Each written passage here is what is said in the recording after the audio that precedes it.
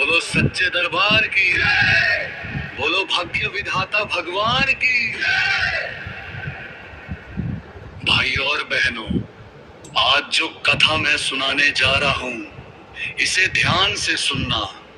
ये कथा हमें सिखाती है कि संसार में धन, बल और बुद्धि से भी बड़ा यदि कुछ है तो वो है भगवान की लिखी हुई तकदीर।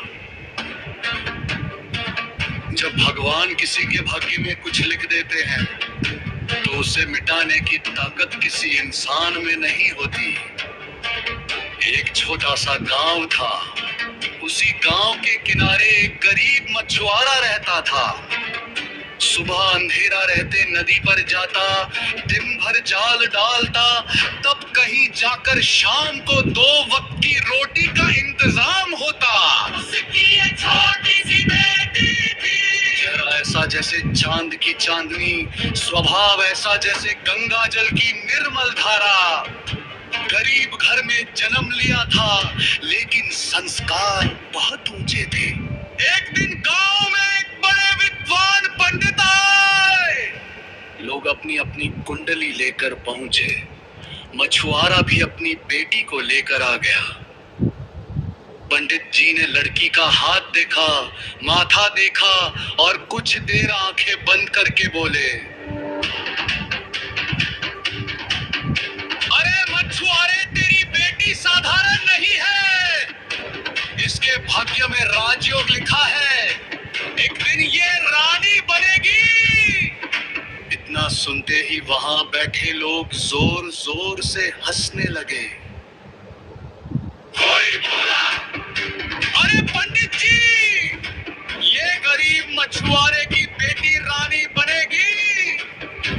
दूसरा बोला, जिसके घर चूल्हा मुश्किल से जलता है, उसकी बेटी महल में कैसे जाएगी।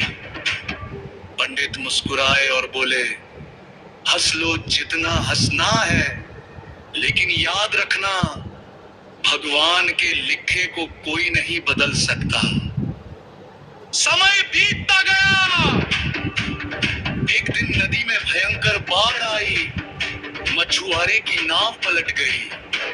अफरा तफरी मच गई। उसी हड़बड़ी में वो छोटी लड़की बहते बहुत दूर दूसरे राज्य की सीमा तक पहुंच गई। भगवान की लीला देखो। उसी समय उस राज्य के सैनिक नदी किनारे गश्त कर रहे थे। उन्होंने लड़की को बचाया और राजमहल ले गए।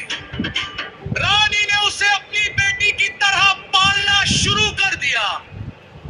लड़की सेवा करती, बड़ों का सम्मान करती, भगवान का नाम जपती। पूरे महल में उसकी प्रशंसा होने लगी।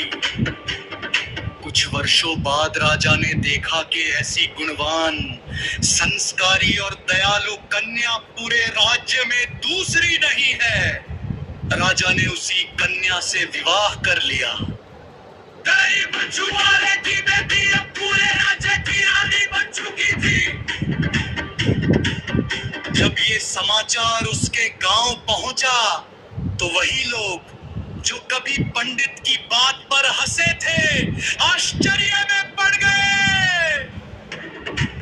मछुआरा दौड़ता हुआ पंडित जी के पास पहुंचा। आंखों में आंसू थे। वो बोला, पंडित जी, आज मेरी समझ में आ गया कि इंसान चाहे लाख कोशिश कर ले, लेकिन भाग्य का लिखा कभी नहीं बदल सकता। पंडित जी मुस्कुराए और बोले, बेटा, भाग्य भगवान लिखते हैं, लेकिन उसे पाने के लिए अच्छे कर्म करना मनुष्य का धर्म है। कर्म कभी मत छोड़ना, क्योंकि भगवान उसी का भाग्य चमकाते हैं जो सच्चे मन से मेहनत करता है।